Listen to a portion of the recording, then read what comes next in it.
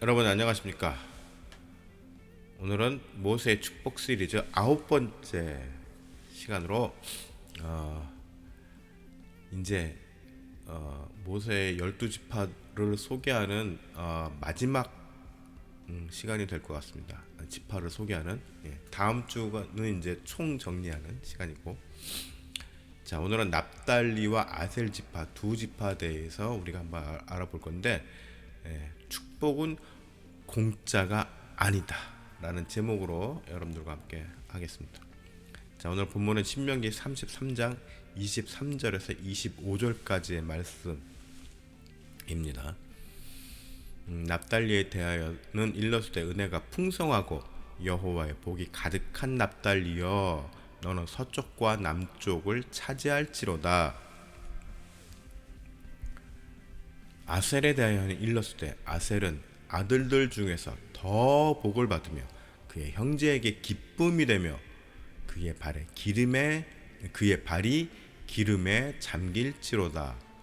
내 문빗장은 철과 노시 될 것이니 내가 사는 날을 따라서 능력이 있으리로다. 그냥 이렇게 한번 읽기만 해도 굉장히 큰 축복인 것 같죠? 자, 납달리 지파는 전체 형제 중에서 6번째입니다. 딱 중간이네요. 자, 라헬의 여종이었던, 그러니까 본처 소생은 아니죠. 빌하의 두 번째 소생이며 이름에 경쟁이라는 의미가 있습니다. 자, 아셀은 전체 형제 중에서 8번째이고 라헬이 아니라 레하의 여종이었던 실바의 소생이었습니다. 그리고 그 이름에는 기쁨이라는 의미가 있습니다. 자, 여기에는 아들을 얻은 레아의 너무 감격스러운 마음이 넘쳐서 굉장히 축복을 하는 그런 의미가 담겨 있습니다. 자, 오늘 이 두 지파를 함께 다룬 것은 이 두 지파 모두 복을 받았는데 아주 이 복 받았음을 두드러지게 강조하고 있다는 점 때문입니다. 그런데 과연 이 두 지파가 받은 축복의 결과는 어떠할까요? 오늘 그 부분을 살펴보고자 합니다. 자, 이 두 지파가 겪은 삶의 과정들을 살펴보면은 다른 지파들과 뭐 그렇게 큰 차이가 없어 보입니다. 똑같이 공과 과가 있고, 그런데 그 중에서도 공보다는 과가 더 많은 것이 이 두 지파의 공통점입니다. 자, 납달리 지파는 모두 멸절시키라는 가나안 족속을 그대로 살게 두면서 결국 그들의 문화에 젖어들고 우상 숭배를 하게 되었습니다. 그리고 이는 후대에 두고두고 이스라엘의 올무가 되게 합니다. 여호수아 23장 13절에 보면 그들이 너희에게 올무가 되며 너희 옆구리에 채찍이 되며 너희 눈에 가시가 되어서 너희가 필경은 너희 하나님께서 너희에게 주신 이 아름다운 땅에서 멸절하리라. 처음에 축복의 그 말씀과는 많이 다르죠. 이제 그런데 이 납달리 지파는 갈릴리 지역의 비옥한 땅, 아주 좋은 땅을 분깃으로 받았습니다. 23절에 오늘 본문의 23절에 납달리에 대하여는 일렀을 은혜가 풍성하고 여호와의 복이 가득한 납달리여 너는 서쪽과 남쪽을 차지할지로다. 이 서쪽과 남쪽이 갈릴리 지역의 비옥한 땅을 말합니다. 그런데 이 지역은 군사적으로도 굉장히 요충지였습니다. 그래서 분쟁이 잦은 지역이기도 하였습니다. 결국 이스라엘이 멸망할 때 가장 먼저 포로로 끌려가는 지파가 납달리 지파가 되기도 합니다. 뭡니까? 납달리 지파가 받은 축복이 굉장히 허무하게 정리되는 듯한 모습입니다. 자, 그러면 아셀 지파는 좀 형편이 나을까요? 한번 보겠습니다. 이들도 역시 가나안 지파를 정리하지 못한 채 살아가게 되었고 이스라엘이라는 공동체 문제에 대해서 굉장히 소극적이었던 아주 이기적인 지파였습니다. 네. 이기적인 지파 하니까 또 다른 지파도 생각이 나죠. 네. 자, 24절 25절의 본문을 보면은 아셀에 대하여는 일러스되 아셀은 아들들 중에서 더 복을 받으며 그의 형제에게 기쁨이 되며 그의 발에 기름에 잠길지로다. 그의 발이 기름에 잠길지로다. 풍요롭게 산다는 이야기죠. 네. 25절 내 문빗장은 철과 노시 될 것이니 내가 사는 날을 따라서 능력이 있으리로다. 자, 25절은 좀 더 결론 부분에 가서 설명을 드리기로 하고, 자, 오늘 본문의 축복은 무엇을 의미하는 것일까요? 과연 이 두 지파가 오늘의 축복을 온전히 누렸을까요? 아니죠. 네. 이들은 남북 이스라엘 민족이 망하면서 함께 운명을 하게 됩니다. 자, 남유다와 북이스라엘이죠. 네. 원인이 무엇일까요? 그 원인은 바로 받은 바 축복을 누릴 만한 자격을 끝까지 유지하지 못했기 때문이었습니다. 자, 이스라엘의 12지파의 시조인 야곱은 천사와 씨름하여서 이김으로써 축복을 받았습니다. 네. 창세기 32장 28절에 그가 이르되 내 이름을 다시는 야곱이라 부를 것이 아니요 이스라엘이라 부를 것이니 이는 내가 하나님과 및 사람들과 겨루어 이겼음이니라. 자, 야곱은 축복을 공짜로 거저 받은 게 아니었습니다. 그렇죠? 환도뼈가 부러지는 고통이 있을 만큼 아주 죽도록 싸운 결과입니다. 어느 분들은 뭐 야곱이 이렇게 천사와 씨름한 것에 대해서 이거는 야곱이 그저 열심히 기도하는 모습을 상징적으로 설명한 거다 이렇게 말씀하시는 분들도 계세요. 깜짝 놀랐습니다. 네. 저는 상징적이라고 해석을 하기에는 환도뼈라는 너무나도 구체적인 묘사가 나옵니다. 저는 실제적으로 씨름을 했다고 봅니다. 밤새 씨름을 하고 야곱이, 그리고 끈질기가 달라붙으니까는 천사가 그의 환도뼈를 쳐서 굴복시키게 되죠. 어쨌건 간에 하여튼간 죽도록 공짜로 아무런 노력 없이 얻은 결과가 아니라는 말입니다. 자, 그러면 오늘날 우리가 이야기하는 구원은 어떻습니까? 많은 교회에서 말하기를 복음은 우리들에게 값없이 주어졌고 이 복음을 믿으면 구원이 보장된다고 주장합니다. 그런데 과연 그럴까요?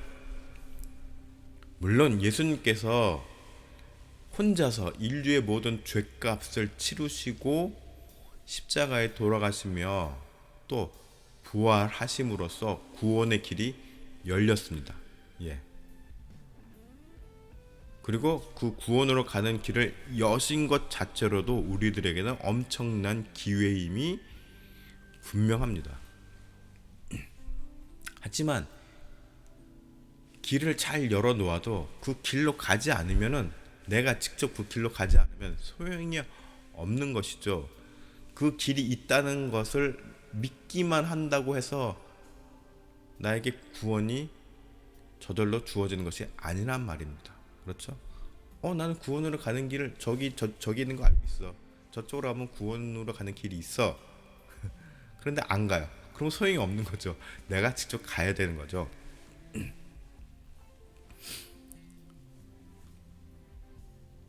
자, 요한복음 14장 6절에 보면 예수께서 내가 곧 길이요 진리요 생명이니 나로 말미암지 않고는 아버지께로 올 자가 없느니라. 자, 아버지께로 올 자가 없느니라라고 말씀하신 것을 뒤집으면 뭡니까? 내가 아버지께로 가야만이 된다는 얘기인 거죠. 누구를 통해서요? 길이신 예수 그리스도를 통해서 아버지께로 내가 가야 된다는 얘기인 거죠. 즉 예수님의 십자가는 아버지께로 가는 길입니다. 구원으로 가는 길이라는 말이죠. 그런데 세상에는 유감스럽게도 두 가지 길이 있습니다. 두 가지 길. 네, 두 가지 길. 어떤 길이죠? 우리가 잘 아는 내용이죠. 마태복음 7장과 누가복음 13장에 자, 멸망으로 인도하는 문은 크고 그 길이 넓어서 그리로 가는 자가 많고, 생명으로 인도하는 문은 좁고 길이 협착해서 찾는 이가 적음이다 라고 말씀하시는데, 그리고 누가복음 13장에는 24절에는 좁은 문으로 들어가기를 힘쓰라,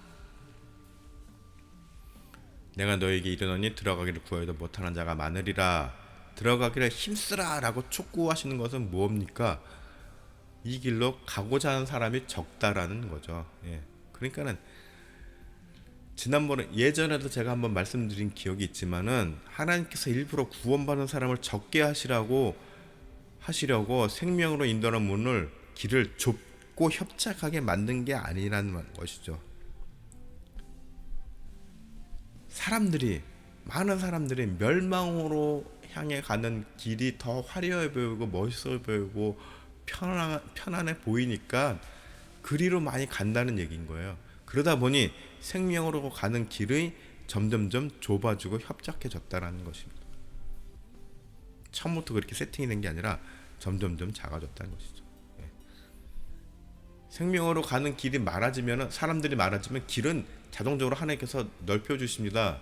그런데 없어요. 오는 사람이 없어요. 여기서 비극이 시작되는 거죠. 네. 자, 예수님을 믿는다고 하면서, 복음을 믿는다고 하면서 넓은 길을 가고자 한다면 진정한 그리스도인이 아니라는 말이기도 합니다. 즉 오늘 두 지파처럼 우리들은 축복을 받았지만 그 축복을 온전히 내가 완전히 나의 것으로 받기 위해서는 어떻게 됩니까? 그 축복을 받을 만한 자격을 내가 쟁취를 해야 되는 것입니다. 자, 멸망으로 인도하는 넓은 길은 어떤 길입니까? 그러면 구체적으로, 네, 이것도 뭐 우리가 너무나도 잘 알고 있는 내용이죠. 세상에 추구하는 탐욕과 욕심, 이기심, 그리고 이러한 탐욕과 이기심을 채우기 위해서 온갖 교만을 부리고 또 거짓, 모략, 음해가 판치는 길입니다.